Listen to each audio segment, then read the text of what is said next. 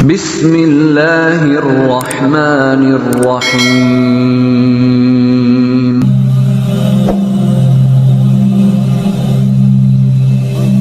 Bismillahirrahmanirrahim. Assalamualaikum warahmatullahi wabarakatuh. Syukur alhamdulillah kita berjumpa lagi di channel ini. Sholawat dan salam selalu dan tetap tercurahkan kepada junjungan kita Nabi besar Muhammad sallallahu alaihi wasallam. Allahumma sholli ala sayyidina Muhammad wa ala ali sayyidina Muhammad. Harapan dan doa saya semoga saudaraku semuanya selalu diberikan kesehatan, dilapangkan rezekinya, diampuni dosa-dosanya, dan dipanjangkan umurnya. Amin ya rabbal alamin. Sahabat channel Cahaya Al-Quran yang dirahmati Allah, pernahkah kalian merasa terbangun di tengah malam tanpa alasan yang jelas? Apakah pernah terlintas di pikiran kalian bahwa mungkin ada makna yang lebih dalam di balik itu?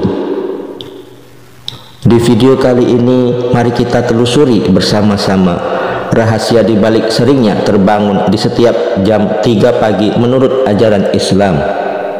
Sahabat Cahaya Al-Quran, temukanlah bagaimana waktu-waktu tertentu di malam hari memegang pesan-pesan spiritual bagi seorang muslim. Kita mulai perjalanan ini dengan membahas tentang rahasia sering terbangun di setiap jam 3 pagi menurut Islam. Yang pertama, bangun di antara jam 3 sampai jam 5 pagi adalah tanda untuk melaksanakan sholat tahajud, sebuah ibadah tambahan yang dianjurkan oleh Allah dalam Al-Quran, sebagaimana firman Allah dalam Al-Quran surat Al-Isra ayat 79. Dan pada sebagian malam lakukanlah sholat tahajud sebagai ibadah tambahan bagimu, mudah-mudahan Tuhanmu mengangkatmu ke tempat yang terpuji. Hal ini menjelaskan keutamaan melaksanakan sholat tahajud sebagai bentuk ibadah yang memperoleh pujian dari Allah Ta'ala. Dalam ibadah tahajud, umat muslim berusaha memperkuat hubungan spiritual dengan Sang Pencipta, menunjukkan ketundukan dan kepatuhan kepada Allah, serta memohon rahmat dan ampunan Allah.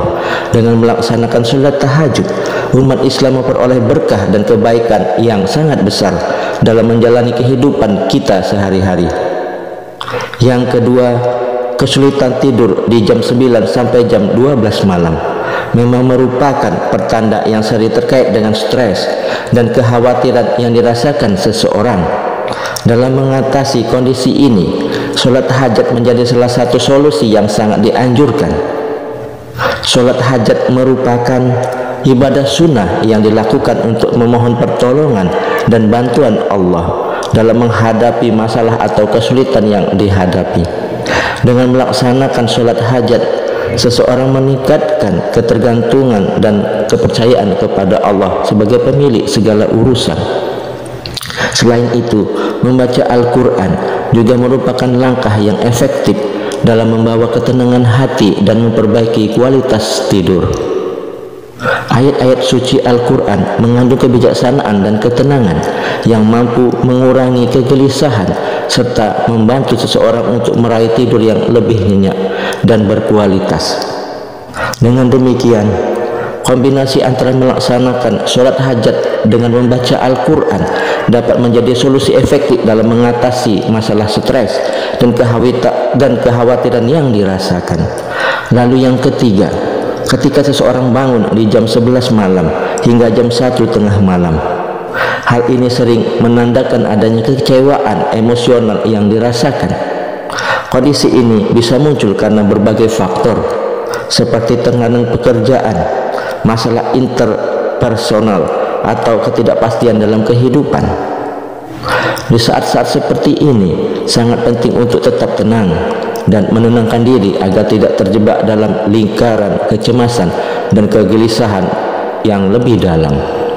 Salah satu cara untuk menjaga keseimbangan emosional adalah melalui zikir dan doa. Dengan bermeditasi sambil berzikir, seseorang dapat menenangkan pikiran dan meredakan ketegangan dalam tubuh.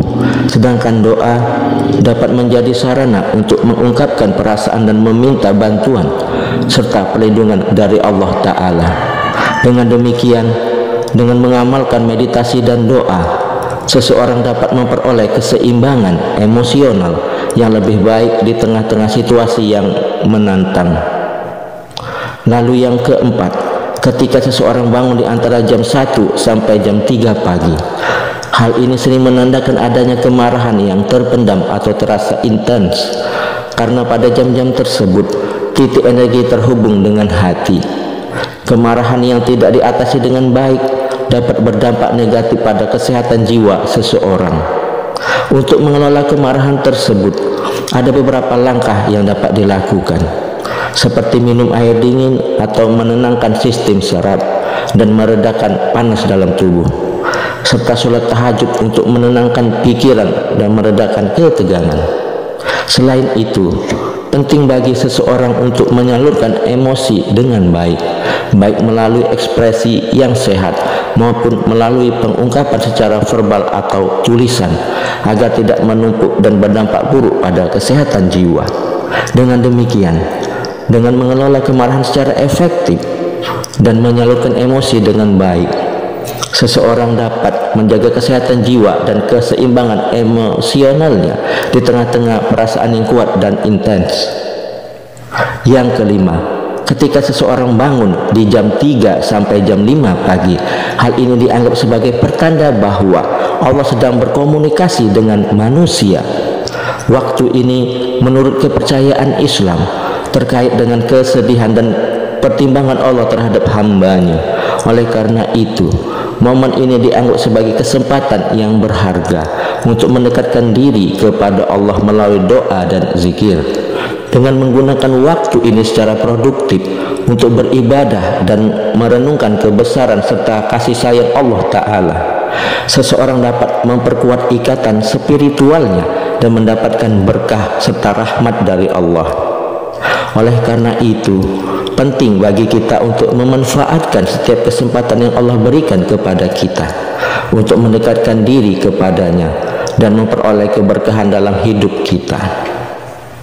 Yang keenam, sepertiga malam adalah waktu yang dianggap sangat istimewa, karena pada saat itu rahmat Allah turun dengan sangat baik.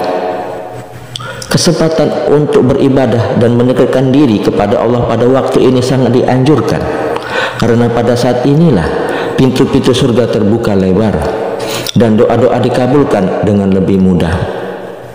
Dengan menjaga ibadah dan zikir pada saat ini, seseorang dapat membawa berkah dan keberkahan dalam hidupnya. Oleh karena itu, penting bagi umat muslim untuk memanfaatkan sepertiga malam ini sebagai waktu yang sangat berharga untuk mendekatkan diri kepada Allah Ta'ala, beribadah, berdoa, dan bertafakur atas segala nikmatnya. Dengan demikian, kita dapat merasakan kehadirannya dalam setiap aspek kehidupan kita dan memperoleh berkah serta keberkahan yang melimpah darinya. Yang ketujuh, bangun di jam 5 hingga jam 7 pagi seringkali menjadi tanda adanya emosi yang tertahan dalam diri seseorang. Ketika mengalami kondisi ini, meregangkan otot atau pergi ke toilet dapat menjadi solusi efektif dalam mengatasi masalah kesehatan yang terkait dengan emosi yang tertahan. Aktivitas ini membantu mengurangi ketegangan tubuh dan memberikan kesempatan bagi seseorang untuk meresapi dan meredakan emosi yang mungkin terpendam. Namun penting untuk diingat bahwa tidak dianjurkan untuk tidur kembali setelah sholat subuh, karena dapat mengganggu kesehatan fisik dan juga rezeki seseorang. Lalu yang kedelapan, tidur setelah sholat subuh adalah perbuatan yang makruh menurut penjelasan para ulama dalam ajaran Islam. Waktu setelah subuh merupakan waktu yang amat baik untuk meraih kebaikan dan rezeki, karena pada saat itu terbuka peluang besar untuk mendapatkan berkah dari Allah Ta'ala. Oleh karena itu, menjaga diri agar tetap aktif setelah sholat subuh adalah tindakan yang sangat dianjurkan. Dengan tetap beraktivitas setelah sholat subuh, seseorang dapat memanfaatkan momentum yang baik tersebut untuk melakukan amal soleh dan berusaha meraih kesuksesan serta keberkahan dalam segala aspek kehidupan. Kemudian yang kesembilan, larangan tidur di waktu pagi merupakan ajaran yang dipegang oleh beberapa ulama dalam tradisi Islam, karena waktu tersebut adalah waktu memanen ghanimah. Contohnya dalam hadis Ibnu Abi Syaibah, Zubair melarang anak-anaknya untuk tidur di waktu pagi, menegaskan pentingnya memanfaatkan waktu pagi untuk beraktivitas. Larangan ini menunjukkan pemahaman akan nilai pentingnya waktu pagi dalam Islam, di mana waktu tersebut dianggap sebagai periode yang sangat berharga untuk memulai aktivitas dan menunaikan kewajiban agama serta dunia. Dengan memahami larangan ini, umat muslim diingatkan akan urgensi untuk memanfaatkan waktu secara efektif dan produktif, serta menjaga keseimbangan antara istirahat dan produktivitas dalam menjalani kehidupan sehari-hari.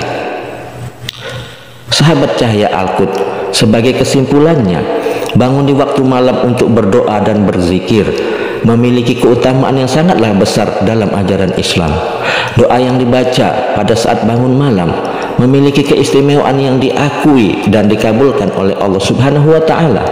Rasulullah menganjurkan umatnya untuk melaksanakan sholat dan berdoa di waktu malam sebagai salah satu amalan yang sangat dianjurkan.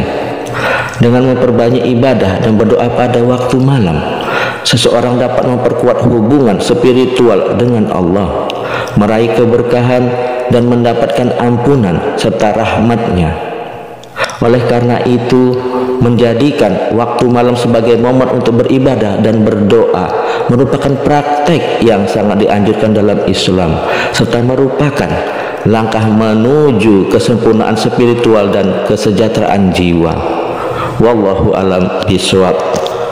Demikian yang dapat saya sampaikan, semoga bermanfaat untuk kita semua. Subhanakallahumma wa bihamdika asyhadu alla ilaha illa anta astaghfiruka wa atubu ilaik. Assalamualaikum warahmatullahi wabarakatuh.